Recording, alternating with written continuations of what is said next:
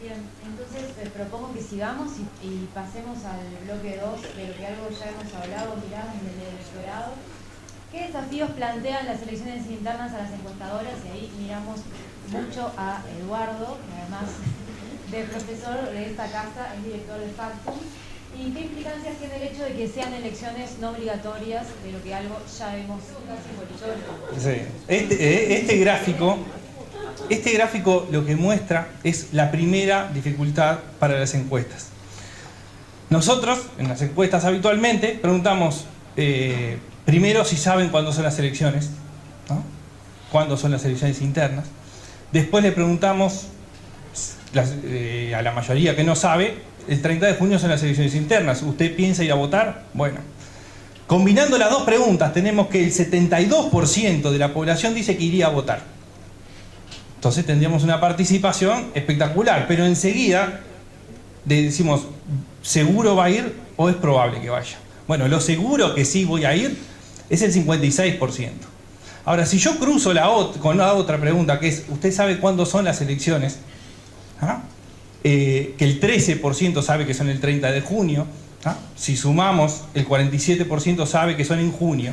¿Ah? Pero si cruzamos las dos, nos da que el 36%, o sea, la mitad del 72%, de los que dijeron sí, voy a ir a votar, sabe que son en junio.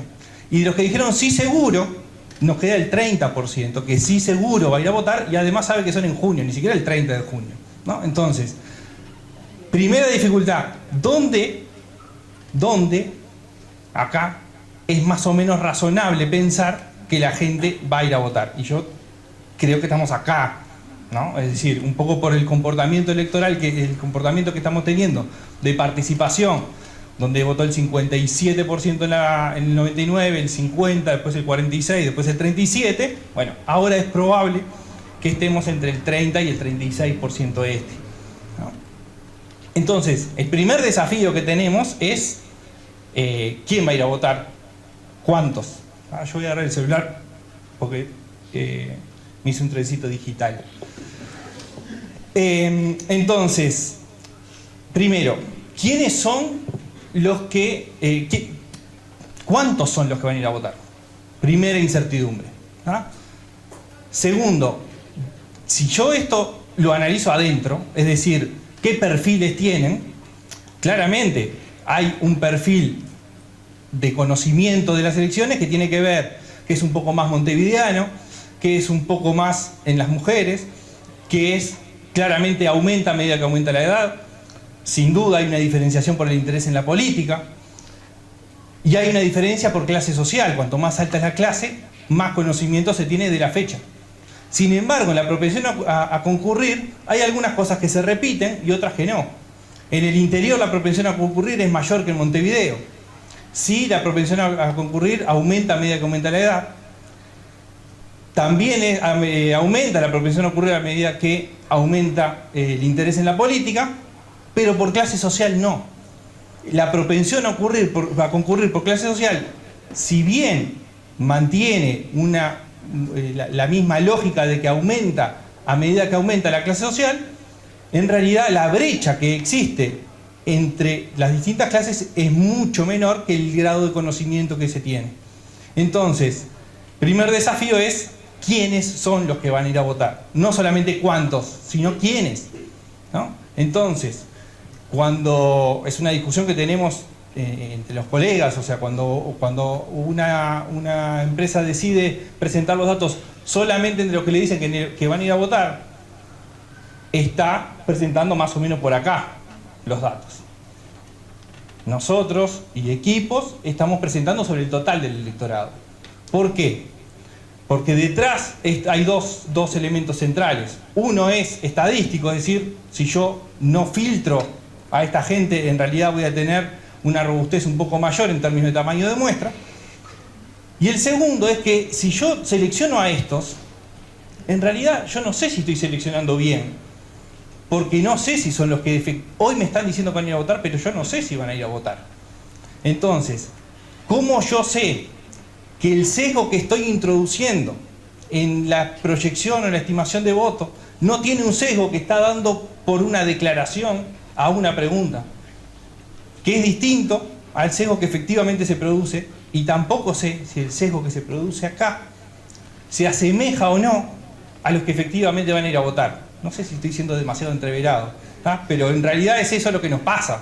Es un dilema existencial constante de saber dónde estamos parados, ¿no? Y realmente lo que estamos parados es arriba de grandes cajas llenas de huevos tratando de mantenernos de pie, ¿no? El otro punto importante ya tiene que ver con con la comunicación. Y voy a ser bien rápido para comunicar. Bien, muchas gracias por jugar de visitante. El otro punto tiene que ver con la comunicación. Cuando nosotros vemos los resultados de las encuestas, lo que vemos son porcentajes adentro de los partidos, ¿no? Y hay una diferencia. Cuando nosotros tenemos en las elecciones departamentales candidaturas múltiples, nosotros podemos presentar, y lo hacemos, decir, bueno, el Frente Amplio tiene el 40%, fulano tiene el 20%, fulana el 10% y fulanito el 10%. Suman 40, está bárbaro. Acá no puedo hacer eso porque no sé cuánto es el N, cuánto es el porcentaje que tiene ese partido. Y además porque después los resultados que se van a ver de la Corte Electoral están porcentualizados sobre 100 en los partidos. Entonces, ese 100 sobre los partidos esconde dos problemas centrales. El primero es pensar que los movimientos que se producen dentro de los partidos se dan entre los partidos, adentro de los partidos. Y esto que se llaman elecciones internas de los partidos no son elecciones internas, como decía Vero, sino que son elecciones primarias. Eso significa, y no son de afiliados. Eso significa que las personas están eligiendo en el espectro más amplio. Es decir, pueden elegir adentro cualquier partido. Y eso, en las barreras, sobre todo entre los partidos tradicionales, se han ido cayendo. Uno puede elegir a Sanguinetti o a la calle Pou. Y eso se ve en las encuestas. Que la caída de la calle Pou en un momento no fue producto de que creció un candidato blanco. Fue producto de que creció Sanguinetti. La caída de Sanguinetti, la última, no es producto de que cae Sanguinetti, es producto de que hay gente, sí cae Sanguinetti, pero no contra Talvi. Cae Sanguinetti porque van a la calle Pou. O sea, hay una oscilación, ¿ah? Que en realidad, cuando uno mira los resultados dice, creció Talvi. En realidad sí, creció Talvi, es verdad. Cayó el Partido Colorado entero. El 32% de Talvi es un poquito más que el 24% que tenía, pero no son esos 8 puntos. Y lo otro, que también es de comunicación, es que esos 10 puntos que cae Sanguinetti en la última, 11, o lo que crece Talvi, no son 11 puntos, es 1. ¿Por qué? Porque estamos presentando resultados en la interna de partidos con porcentajes sobre partidos. O sea, N, el 100 es el partido, ¿no? Si el partido es el 14, en realidad lo que está representando es que ese movimiento que parece brusco y que parece importante es de esa magnitud. Lo mismo pasa, por ejemplo, en el Partido Nacional. La última encuesta muestra que Larrañaga cae, y Larrañaga no cae en el 100, pero en realidad sobre el total se mantiene igual, porque lo que crece es el Partido Nacional. Entonces el 25 que tenía cuando el Partido Nacional estaba en 29 es lo mismo que tiene el 19 sobre 32. Entonces estas ilusiones ópticas son un problema para las encuestas. Y lo último, que no está acá, y que quería mencionarlo, que tiene que ver un poco con lo que hablamos, es que yo puedo estimar acá, y hay algo que se escapa. Yo puedo llegar a decir, no, ya está, tengo la fórmula mágica.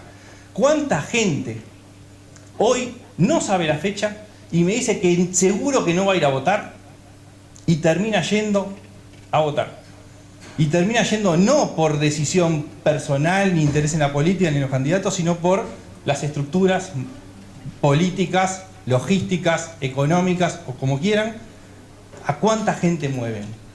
¿No? Bueno, ¿y eso cómo afecta? Entonces, un poco es eso lo que quería plantear como ¿cuáles son los desafíos? Algunos. Con las internas se inaugura un problema para las encuestadoras, ¿no?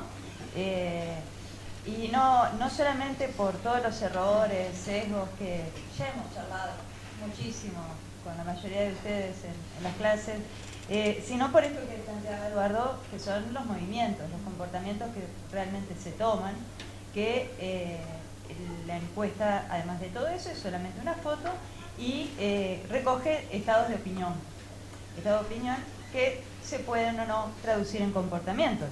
En ese sentido, todos los recados que han aprendido a tomar ha mejorado la calidad de la información que tenemos hoy día de todas las empresas, pero está bien interesante esto que planteabas de las ilusiones ópticas. Yo, para ser breve,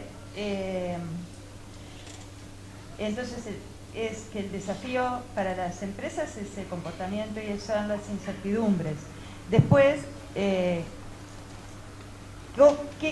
tiene que ver con el voto obligatorio o no obligatorio? Y acá quiero trabajarlo más desde la coyuntura. Que el voto no sea obligatorio requiere, y vuelvo a cosas de los partidos, pero que tienen que ver con la opinión pública, la necesidad de tener una estructura fuerte y movilizadora. No se trata solamente de que, me gusta este candidato, lo voy a ir a votar, sino que no se gana una elección si no hay quien esté movilizando votantes en las internas. Y en ese sentido, pensar en el crecimiento de Sartori en las encuestas y en qué medida va a marcar también como viene o si es un estado de opinión. Entonces yo pensaba, bueno, debe ser un estado de opinión. Después vi Santo y Seña y me di cuenta que tiene esa terrible estructura armada, ¿no? El tema es ahí, entonces dije, bueno, entonces no, sí va a votar bien. Pero pensé, y en una de esas ustedes me pueden ayudar, tiene que tener capacidad cualquier candidato, cualquier partido, cualquier sector, y la capacidad no solamente de tener la estructura, sino que de tener la capacidad de convencer, y lo que se llama y de obligar de alguna manera a ese voto. Entonces, yo pensaba, bueno, estos fenómenos nuevos, como la estructura no es permanente, ¿sí? No hay líderes de siempre, toda la vida ahí, que le van a marcar, no hay brokers locales que les puedan marcar cosas, por ahí eso incentiva una desfidelización del voto, o sea, me das tanta plata, o yo sí puse la balconera, pero voy a votar a otra cosa. Entonces, ahí pensé de nuevo de que es burbuja. Pero después pensé en otra cosa y que quiero compartir para reflexionar sobre esto, que tiene que ver con que es cómo se logra presionar a la gente para cumplir, ¿no? Sí, se logra con estructura permanente, pero también hay un tema que es en qué medida mucha de la gente que se está movilizando a través de estos nuevos sistemas de inyección de dinero en la política, saben que es imposible que se sepa lo que votan, porque se les está pidiendo la credencial. Y no todos sabemos cómo funciona el sistema electoral. Entonces esa también por ahí es una forma de presión y de asegurar fidelización del voto. O sea, todos nosotros sabemos que si me piden la cédula y me dan 200 pesos o algo así, la credencial, bueno, voy y voto lo que yo quiera finalmente, y el único voto del circuito que tenga, ese es por mío. Pero no sé si eso funciona para todas las clases sociales, no sé si funciona para gente con menos formación que los que están, e información que con los que estamos acá. Entonces ahí yo quería decir un poco encuestas, marcan, estado de opinión, conducta que tiene que ver, y vuelvo a la estructura, la movilización y la capacidad de hacer cumplir, que sea exitosa una campaña de este tipo a la que nos enfrenta el nuevo outsider del sistema.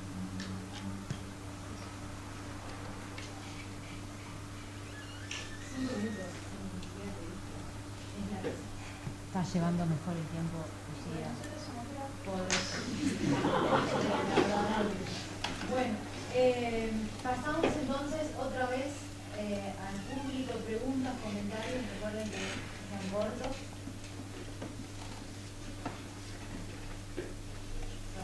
Sí, a mí me quedó la duda, pensando en lo que planteabas en los desafíos que quieren las internas en concreto para las encuestadoras y cómo se presenta eso, y pensando también en el régimen, en la fórmula electoral que presentan, que si bien es de mayoría calificada, en realidad ha funcionado hasta ahora casi como mayoría simple y suele concentrar a las candidaturas en dos candidaturas más importantes.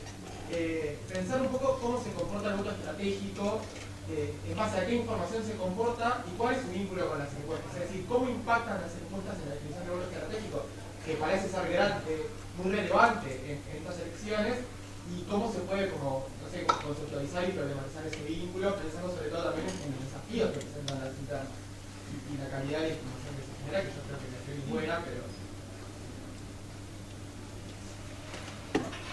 Una pregunta. ¿Cuáles son los márgenes de error cuando vemos estas submuestras por partido, ¿no? Porque cuando decimos crece tal bajo sanguinete, a veces pienso que estamos hablando de un N quizás de 100 casos, 150, no sé. Entonces me cuestiono un poquito eso, de ver cuáles son también, pensando en esto que para mí es súper importante, como mostraba Eduardo, de quienes efectivamente dicen que van a votar, quienes no, y que sabemos que todo eso también genera un margen de error y un problema para proyectar bien el voto. Si ustedes en este tipo de escenarios, bueno, con los que te dicen probablemente sí me interesa, bueno, ahí qué margen de error tenemos. Con este 30%, por ejemplo, ¿cuál sería el margen de error para el Partido Colorado? ¿Cuál sería el margen de error para el Partido Nacional? No sé, como si podés un poco comentarnos eso, me gustaría.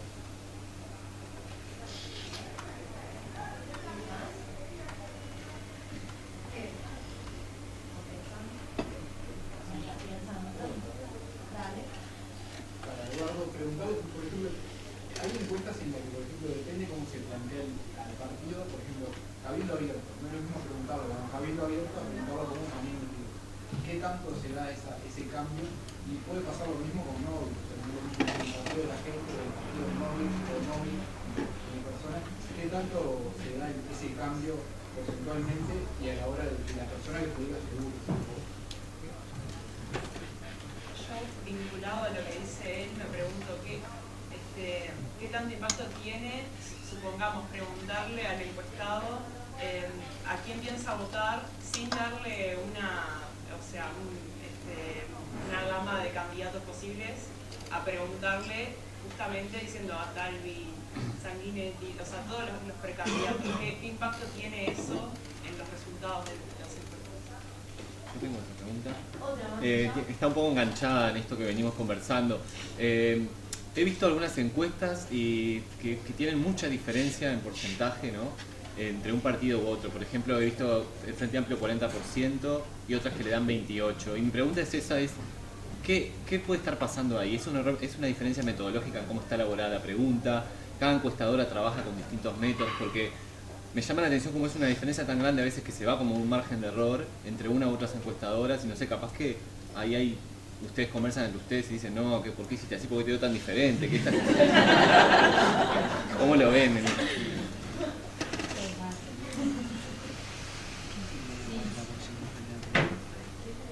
Voy a ir por orden.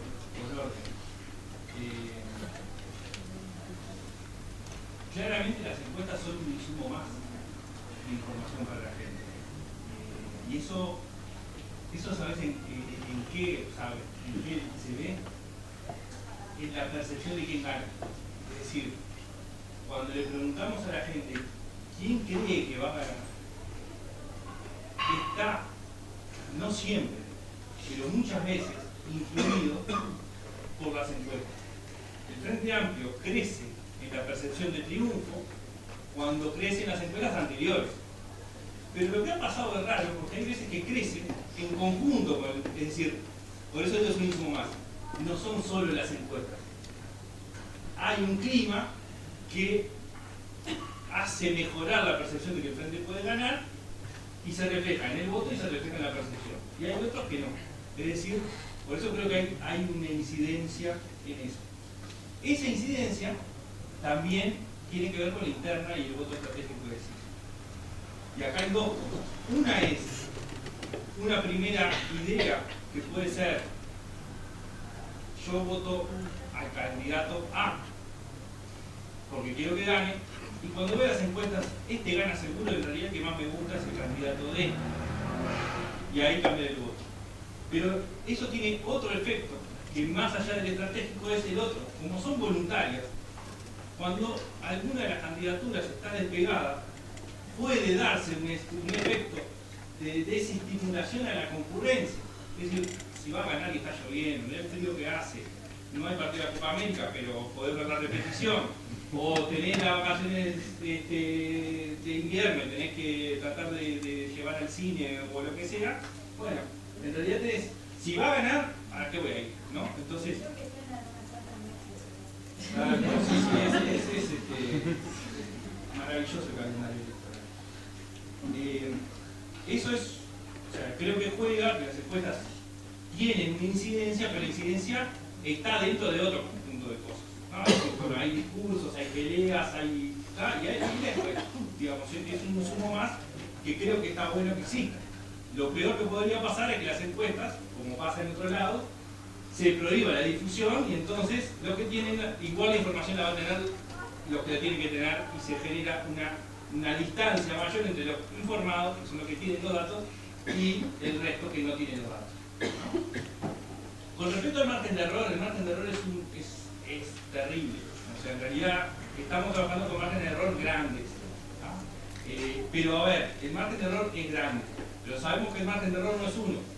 El margen de error es, si vos elegís trabajar con un 95% de confianza, tenés un margen de error que obviamente es más grande para la misma cantidad de casos. Si vos decís, bueno, pero a ver, con un sigma, yo tengo el 67% de confianza. Obviamente, tengo un abismo hacia afuera de ese 67, pero tenés la mitad del margen de error.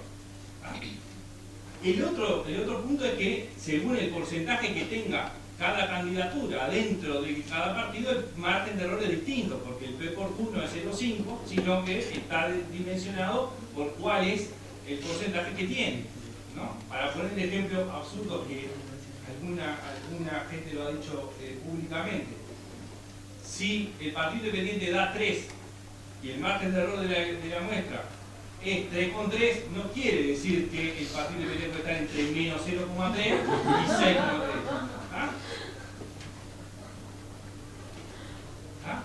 El margen de error del partido independiente es el 1 y 1,1, 1,2. Entonces, en las internas sí, tenemos márgenes de error que pueden ir de más menos 6 en el caso del Partido Nacional, en el caso de las candidaturas que van primero, más menos 6, más menos 7, en el caso del Frente Amplio estamos en más menos 5, más menos 6, y en el caso del Partido Colorado estamos en más menos 9. Entonces, claro, por eso digo, estamos en arriba de la caja de huevo. ¿Y estos márgenes de error, perdón, es sobre el 30% o era todo? No, todo, sobre el todo? total de la muestra. No. Y aparte que también hay un tema ahí que hay que ser un poco claros en que una cosa es calcular un margen de error para una muestra, otra cosa para una submuestra y otra cosa es para casos que vos tenés adentro de una muestra, que no es una submuestra seleccionada con los mismos criterios, ¿no? Entonces vos perdés, o sea, si vos lo calculás con la formulita, en realidad el margen de error te va a dar mucho menos. Si lo calculás como debe ser, te va a dar más, ¿no? Entonces, claro, los márgenes de error son altos, hay que tener esa consideración. Yo lo que siempre trato de hablar es esto que decía Luciana, que es una foto. Es una foto, pero lo importante no es la foto, no es si subió 2 o bajó 2, sino, a ver, el caso Sartori es claro, el caso Sartori está fuera del margen de error, por más que está dentro del margen de error la distancia. Sartori no hay duda que va creciendo. Y Larrañaga oscila. En realidad oscila en la interna y se mantiene estable. Entonces, con el paso del tiempo, lo importante es la película. Creo que es eso. O sea, puntos más, puntos menos, uno va viendo una película. En Sanguinetti tal vez eso no se puede todavía decir de igual manera, ¿no? No. O sea, sí es claro que hay un liderazgo claro que está consolidado y que siempre está arriba, y otro que va segundo y otro que va tercero. Y ahí están. Punto más, punto menos. Estoy recontra monopolizando esto y está. No. Nos quedan 5 minutos, 4 de este bloque, pero...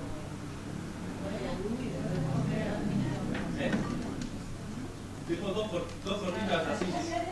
No es lo mismo preguntar partidos solo y de candidatos en ninguno de los casos, mucho menos en eso, porque los nombres tienen un peso, a ver, sobre todo el caso de Novi, ahora el de Manini también, son mucho más conocidos los nombres que los partidos, entonces eso impacta en la forma de medición. Y lo último, la distancia entre las encuestas tiene que ver con un tema metodológico, sí, fundamentalmente metodológico, que es cómo se pregunta.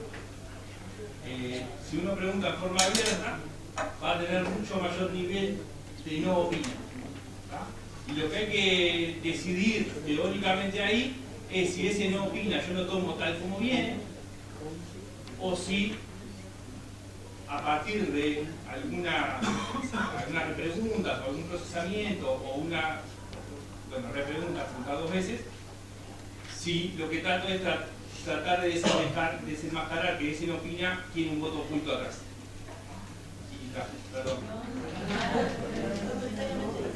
Que pasemos al último bloque, que les recuerdo era mirado desde las candidaturas. Teníamos planificadas 2 intervenciones que aportan a los procesos de selección de candidaturas en las elecciones internas y favorecen el recambio y el acceso de grupos como los jóvenes o las mujeres, y esta pregunta va a estar abordada por Niki, que es experta en género, ¿verdad? ¿Y cuál es la relación entre las elecciones internas, legislativas y departamentales? Que es la pregunta que va a contestar se va a centrar en esta pregunta. Así que... Bueno, en realidad mi intervención recoge un poco cosas que ya en el primer bloque ya se empezaron a hablar de eso, ¿no? Porque la reforma electoral del 96 lo que prevé, como ya se ha dicho, la elección de las candidaturas únicas a presidente y las convenciones internas de los partidos nacionales y departamentales.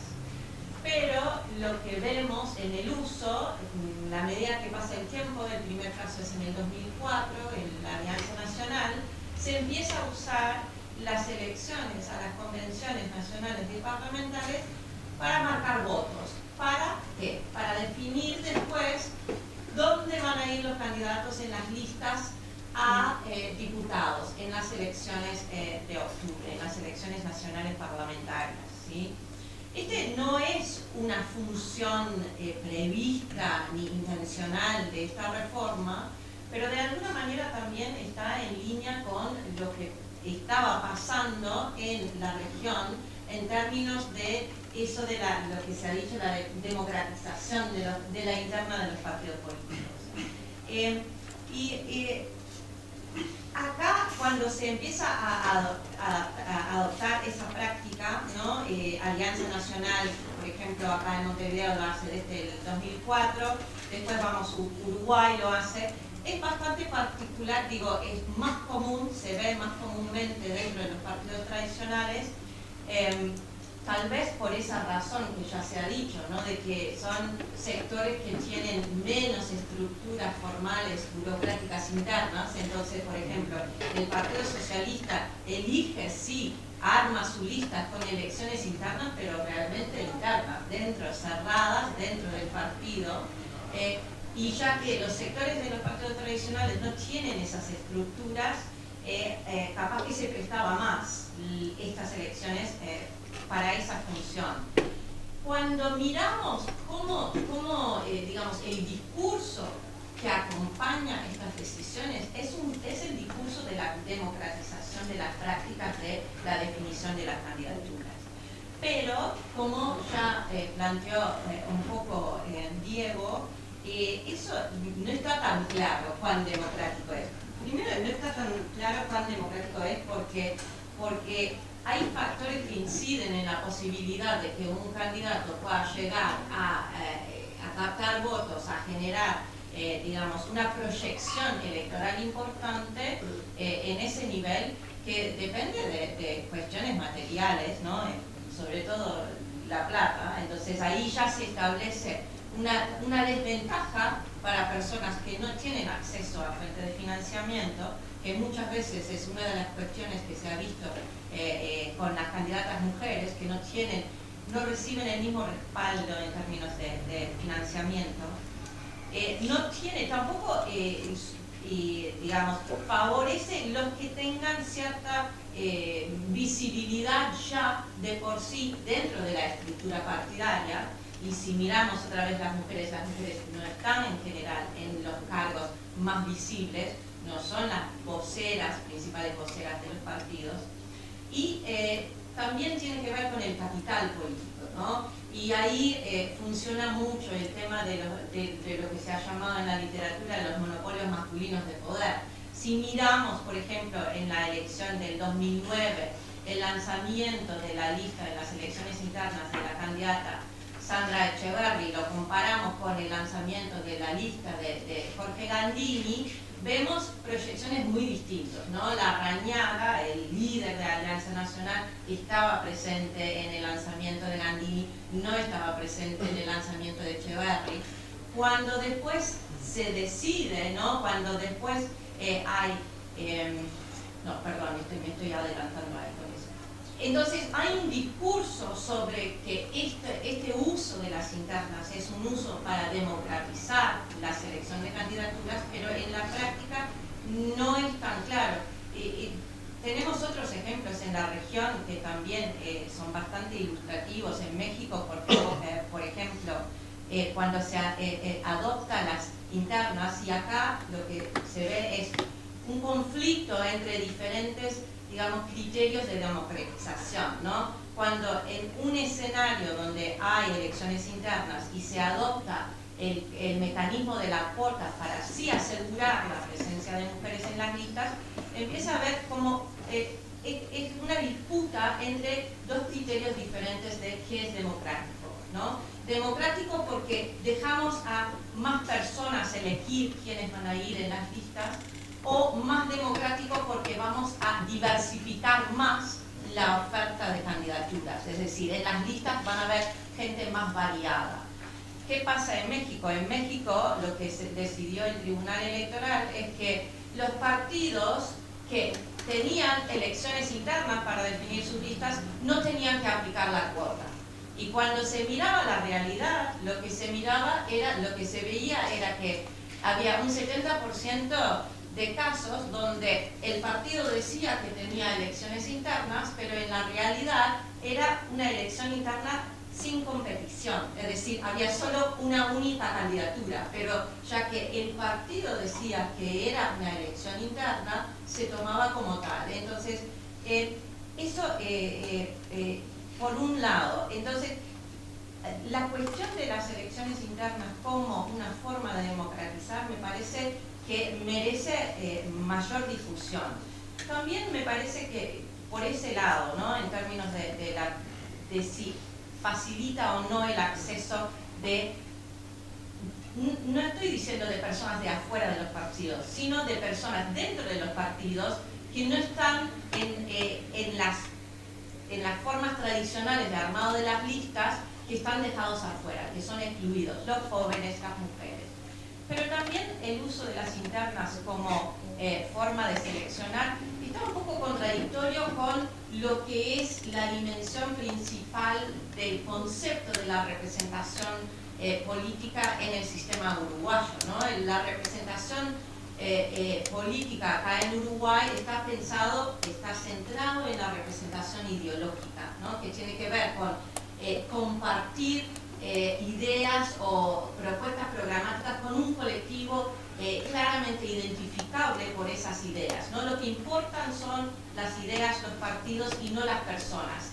Eso lo vemos, por ejemplo, cuando se repartan los cargos en los ministerios, ¿no? La cuota llamada cuota política. Esto es, tantos votos de este sector tiene que estar representado ahí y en el otro lado. Entonces, cuando tenemos una elección interna,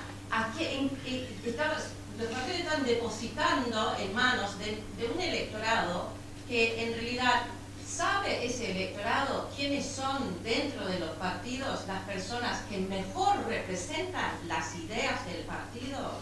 Yo creo que eso está en duda, ¿no? ¿Cuáles son las razones que yo elijo uno u otro? Hay bastantes estudios, acá no se ha hecho específicamente, pero la gente vota por muchos motivos y no solamente porque identifica a esa persona como el mejor representante de las ideas del partido, pero si ese voto del elector va después a devenir a que esa es la persona que representa el partido en el Parlamento, de alguna manera se está socavando ese criterio de la representación ideológica que todos los otros aspectos de este sistema electoral que tenemos parece que prioriza, ¿sí? Entonces, ¿por qué elegir un formato de selección de candidaturas que va en contra de lo que sería un reflejo real de lo que son las ideas, quienes podrían ser los mejores representantes de las ideas del partido? Y por eso tal vez las internas cerradas serían más democráticas, porque estarían dependiendo de, ¿no? Como dijiste, dónde se pone el límite a quienes pueden votar. Si yo puedo ir a votar y afiliarme en el momento, no sería, pero sí. En el Partido Socialista, por ejemplo, los que van al Congreso tienen que no solo ser miembros del partido, sino haber participado en por lo menos 3 instancias de discusión de los de las propuestas programáticas en algún núcleo de base del partido. Ahí tenés una persona que algún conocimiento de la interna y de los criterios y las ideas del partido tiene. Muchas gracias, Vicky. Carlos. Bien. Pido compasión un poco con el tema del tiempo porque tengo unas cositas para presentar ahí. La pregunta era cómo se relacionan las... No, yo me voy a parar y voy a pasar rapidito, ¿sí? ¿Cómo se relacionan las elecciones internas, nacionales y departamentales? La pregunta más que nada surge por, un poco también de recordar... cuando estaba en Durazno y veía desde chiquito una explosión enorme de listas por doquier, competencia bastante aguerrida dentro de este caso en el Partido Nacional, y muchas veces, que es lo que hablamos hoy, se opaca esto que tiene que ver con el órgano deliberativo departamental que también se elige, pero que va a hacer uso posteriormente de sus funciones para elegir los candidatos. Y para eso encontré un texto, a la recomendación de Diego de buscar literatura en las revistas de ciencia política. Encontré un texto de Daniela Bailo que se llama Juntos pero no casados, los efectos de la reforma constitucional al interior de los partidos políticos, y ella toma el caso de Maldonado antes y después de la reforma del 96, y en ese sentido ella dice que antes de la reforma los incentivos que tenían los actores departamentales para cooperar con el nivel nacional, dada la configuración que teníamos elecciones nacionales junto con elecciones departamentales, era bastante alto, o sea, tenía que cooperar sí o sí para tener buenos resultados a nivel departamental. Pero después de la reforma, y dada la separación que se da de las elecciones nacionales de las departamentales, encuentro que en su modelo como que no hay muchos incentivos para participar, por una cuestión también de racionalidad de recursos. También por una cuestión de que la reforma no solamente incluía el tema de las elecciones internas, sino que también incluía otras cuestiones como más prerrogativas para para el intendente departamental, le da mucho más poder, entonces vuelve un poquito más atractivo el cargo de intendente, además de las cuestiones de las reglas electorales a nivel departamental. El intendente es electo por mayoría relativa, se pueden presentar hasta 3, tienen mayoría automática en la Junta Departamental, consiga o no la mayoría absoluta. Y es por eso que eso termina configurando, no me acuerdo bien el autor ahora, un régimen hiperpresidencialista a nivel departamental, pero hay que rescatar este tema de que no hay muchos incentivos para recuperar. Entonces, en esta racionalidad, las elecciones internas, para responder un poco ya la pregunta antes de pasar a los ejemplos, sirven de vidriera como para una antesala para ver a qué elección me tiro. Obviamente, si me tiro a nivel departamental, trato de cuidar los recursos y no tirarme a nivel nacional. Eso puede ser que sí, puede ser que no. Yo tomo el caso de Durazno, una cuestión de familiaridad, y también tomo el caso del Partido Nacional de Durazno, no por una cuestión de gusto, sino por una cuestión de resultados históricos del partido, que ha ganado todas las veces con más del 60%, muchas veces.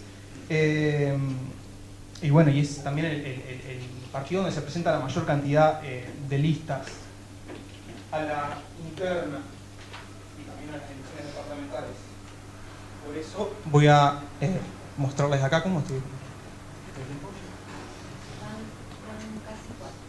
Bueno, acá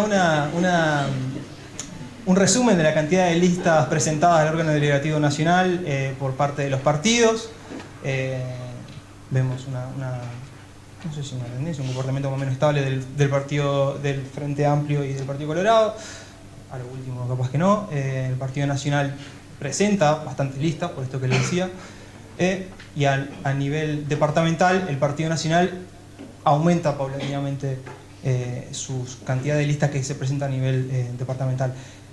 Haciendo uso de tremenda repositorio de listas, de hojas de votación que tiene la Corte Electoral, voy a tomar para Durazno las elecciones internas, primero las elecciones nacionales y las elecciones departamentales, y voy a tomar algunas listas, las más relevantes de los caudillos locales, antes algunas veces de ser caudillos.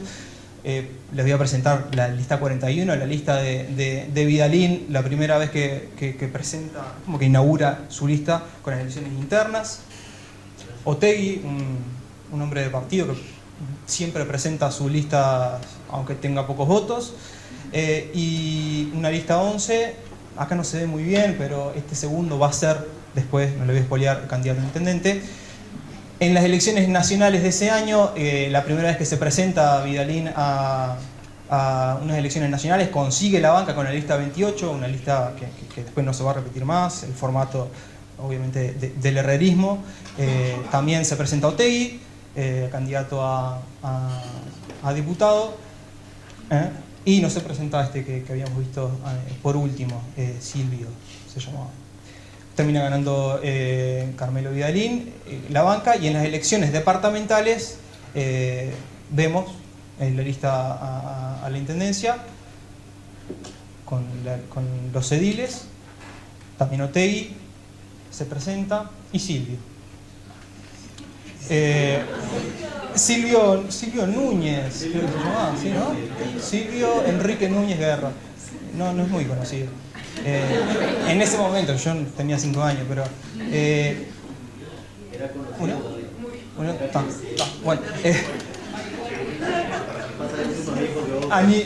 esta es la primera vez que Carmelo Vidalín se presenta como candidato a la intendencia departamental y gana.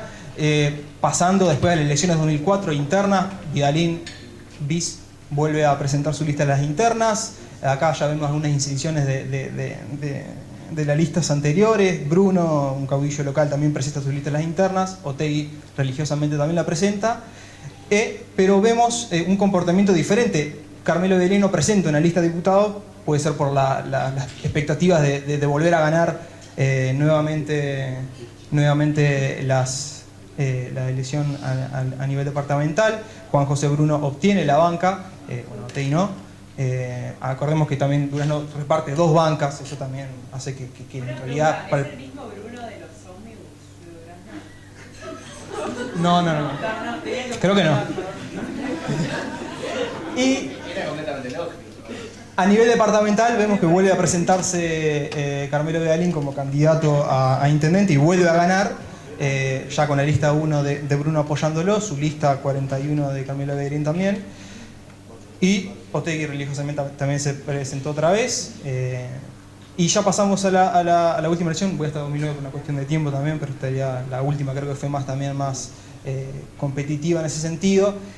Bruno presenta, se empieza a conformar como un caudillo local en estas elecciones. Vidalín, al no tener posibilidad de reelección, va a buscar su banca en diputados. También tuvo un pasaje por el Senado y le da, como quien dice, la etiqueta, la lista a Benjamín Irazábal, que encabeza el ODD, seguido de Carmelo Vidalín. Y bueno, esto es como una cuestión de por qué no poner la carreta delante de los bueyes. Lista de las internas, ya alguien se presentaba a diputado, obviamente no le fue muy bien. Las dos únicas listas del Partido Nacional que se presentaron fueron estas, donde estaba Bruno, candidato a diputado, y Carmelo Vidalín. La termina ganando Vidalín, pero algo increíble que se da también, no sé si pasó alguna otra vez, a nivel departamental se presentó Bruno como candidato a intendente e Irazábal, cobijado de Vidalín. Termina ganando Irazábal, pero vean esto, la diferencia. No miren el Frente Amplio porque no tuvo muy buenos votos, pero la diferencia de por qué no ganó Bruno en las elecciones, todas las listas de uno y otro candidato, fue de tan solo 34 votos. Por 34 votos Bruno no ganó la intendencia y fue tremendo. Y bueno, esto era más o menos para mostrarle. Yo creo que la relación de las elecciones internas, nacionales y departamentales se tiene que ver en cada circunscripción. No sé si se pueden hacer generalizaciones de todos los departamentos, pero por ahí la voy dejando, que me pasó bastante. Muchas gracias, Verónica. Bueno, tenemos más o menos 10 minutos para la última ronda de preguntas, comentarios y intervenciones sobre este módulo, también sobre si quedaron preguntas de los módulos anteriores, también aprovechen allá. Yo tengo una pregunta chusma para Una vos. pregunta chusma. Es chusma, porque no sé si es público, si ya lo dijeron, de cómo estaban estos resultados respecto a lo que la gente, al partido que piensa la gente que va a ganar. Porque por lo general hay un correlato que tiende después a darse la percepción ciudadana sobre quién va a ganar la elección de octubre respecto al resultado. Porque uno siempre hasta el 2014 tenía entendido que lo que la gente percibía era como siempre un buen indicador para a veces también ver el termómetro de esta sensación y esta. Si hoy nos podés compartir cómo está la distribución de la percepción ciudadana en torno a esto. ¿Más preguntas? No, con respecto a Carlos, que en las elecciones pasadas en Santo Lago, nuestro departamento tiene autonomía del Partido Nacional, que ganó en alguna otra elección otro partido. Creo que hubo un gobierno del Partido Popular. Hubo un gobierno del Partido Popular. Creo. Que pasó con las elecciones nacionales, el Frente Amplio ganó, ahora me está haciendo el interés de la cantidad de votos, no lo tengo, y después, y por tanto tenían muy buen, digamos, presentimiento de qué iba a pasar con las elecciones de la intendencia, y Botana, un caudillo, digamos, local, termina ganando la intendencia con 51% de los votos, lo cual fue una sorpresa para el partido, para el Frente Amplio. Y otra de las cosas que pasa un poco con Eduardo es que nosotros en general hay pocas encuestas de opinión pública con respecto a las elecciones departamentales. Entonces no tenemos mucha capacidad y en este sentido que cada vez menos las elecciones nacionales son indicadores de lo que va a pasar en las departamentales, es muy difícil porque antes tenías en una elección la posibilidad de tener, ¿no?, los dos. y ahora, no sé, pocos departamentos se hacen encuestas de intención de voto, entonces termina siendo una sorpresa lo que vaya a pasar. Mira, bueno, donde hay resultados de empate, como en Durazno, es imposible, ¿verdad? Nada, creo que eso es poco, digamos, menos estudiado, igual hay otro que estudia, pero creo que tal es un campo que hay muchísimo para estudiar. ¿Una pregunta más? ¿No? Entonces, volvemos acá. Yo voy a comentar sobre eso también porque hay similitudes sí, casi iguales. En Durazno también pasó lo mismo, si bien no ganó el Frente Amplio a nivel en las elecciones nacionales, en las últimas elecciones, estuvo, no sé si fue el mejor resultado que tuvo en las elecciones nacionales, al igual que la fórmula Vázquez-Sendic, pero aún así para el Frente Amplio fue devastador saber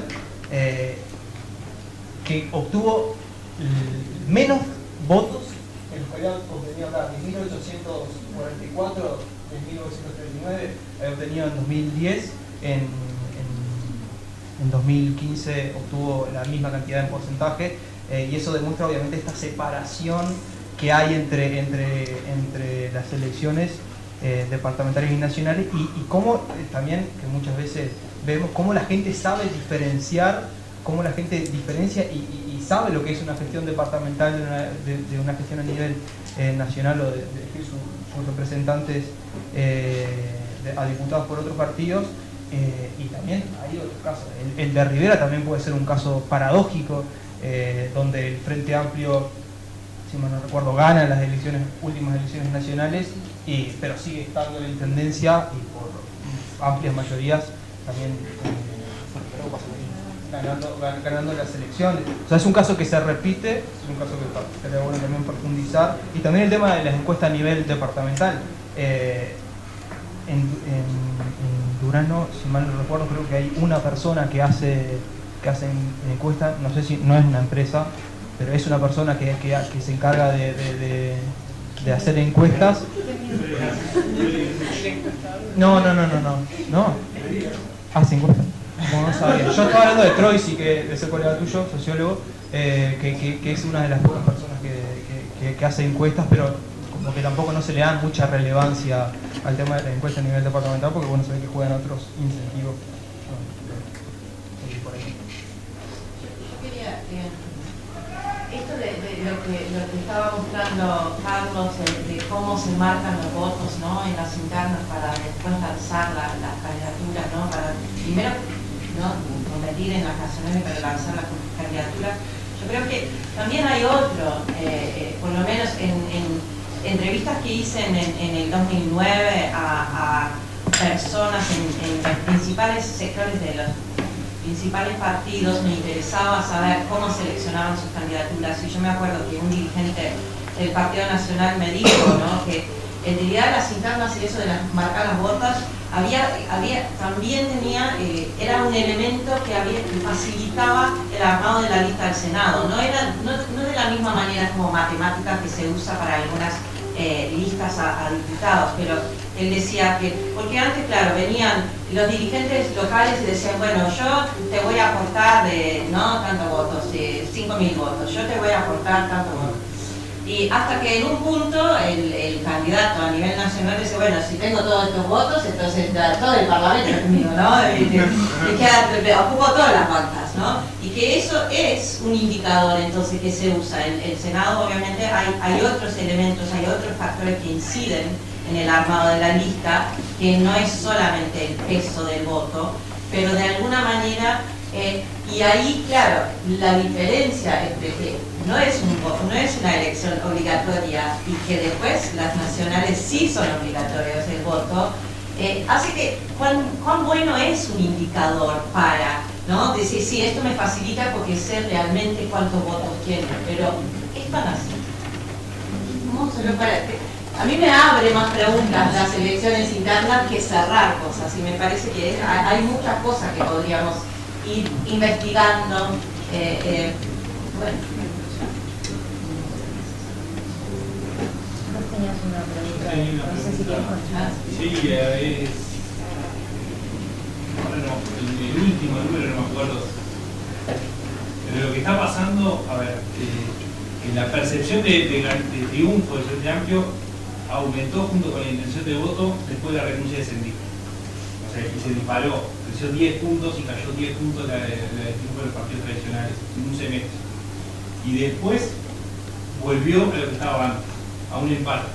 O sea, la percepción de que gana el Frente o que gana la oposición viene puntos más, puntos menos en un empate. Que es más o menos lo que dan los ejercicios que se hacen de segunda vuelta. O sea, hoy lo que da es eso. Así que si es un estimador de algo, es un estimador de que está parejo. Lo otro, nada, para ponerlo ahí en la agenda, ¿qué impacto tiene sobre las elecciones municipales? Porque esto también impacta en los municipales. Y hay ejercicios también para pensar. Después, ¿quién tiene la posibilidad de ser candidato a alcalde? Claro. Bueno, estamos sobre la hora de cierre, así que quería agradecer otra vez a la Comisión de Carrera por organizar esto y a Niki, la coordinadora de la licenciatura, por organizar este conversatorio.